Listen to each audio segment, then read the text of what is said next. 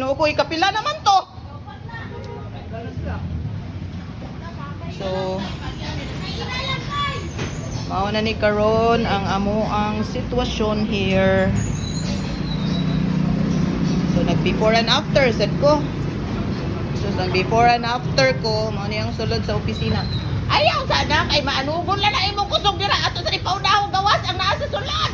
Nandok mo kayo, di agad. Oo, niya. Sandahin na. Ipusa lang ng sinilas, kay para na nimo. Makuha na nimo diha. Diri na ta, unahon sa nato rin. Ano mo yan eh? Dili, ala, pwede pangugawan ako din eh. Ano doon? Ikaw na lagi. Nawa pa man lagi si Abot.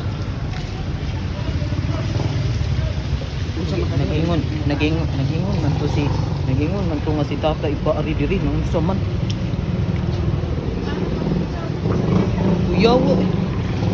Mura manig na nga.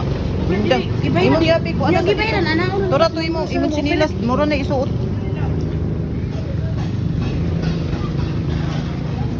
Ay, ayaw sa panghugas unya na panghugas. Kuha mo sa kumba.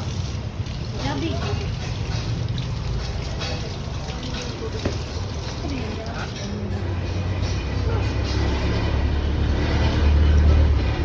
Wala maroy mga klase. Ingon man to si Ma'am Mila nga diri ka ipakuan.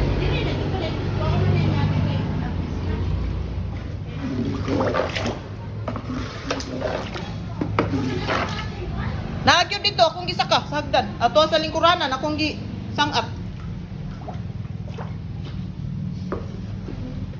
So mao ni ako ang office workstation.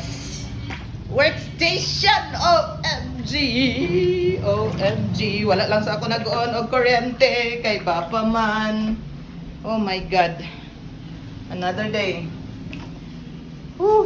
OMG murag ang CR murag wala na sudlan bi gamay ra. So ana lang pero murag I need to really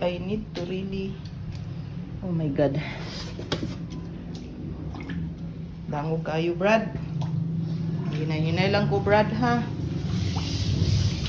So while mo gawas ko kay magpagawas ko aning something, ako na lang sang iduot ang akong sagbot.